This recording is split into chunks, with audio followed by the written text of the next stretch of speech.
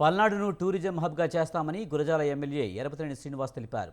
దాచేపల్లి మండలం గామాలపాడులో ప్రాచీన శైవక్షేత్రం పునఃప్రతిష్ఠ కార్యక్రమంలో ఆయన పాల్గొన్నారు. పల్నాటి వీరవనిత మహాభక్తురాలు నాగమ్మ 11వ శతాబ్దంలో నిర్మించిన ఈ పుణ్యక్షేత్ర పునఃప్రతిష్ఠ కార్యక్రమంలో పాల్గొనడం తనకెంతో సంతోషంగా ఉందని ఆయన చెప్పారు. ప్రాచీన పల్నాడు చారిత్రక సంపద ప్రపంచానికి తెలియజేయడానికి ఈ ప్రాంతాన్ని పర్యాటక హబ్గా చేస్తామని ఆయన తెలిపారు.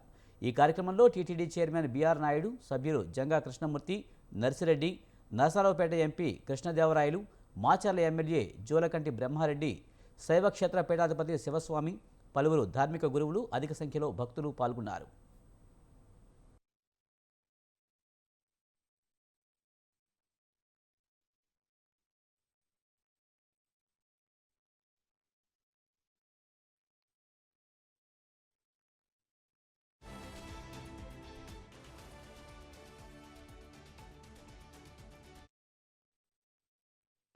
ఈ పుష్కరాల నిధులు రోడ్స్ కానీ, ఘాట్స్ కానీ, పంచాయతీరాజ్, ఆర్ఎండ్బి, ఎలక్ట్రిసిటీ, ఇరిగేషన్, ఎండోమెంట్స్ అన్నిటికీ కలిపి 151 కోట్ల రూపాయలు మన నియోజకవర్గానికి, మాచల్ నియోజకవర్గానికి పుష్కరాల్లో మంజూరు చేశారు.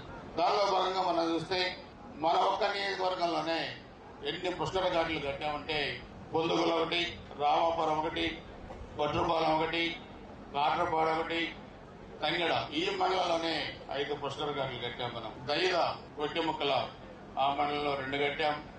రేగులగడ్డ, వెల్లంపల్లి, అదేవిధంగా గోవిందపురంలో 3 కట్టాం. సతరసాల, అనుపు, విజయపూర్ సౌత్లో 3.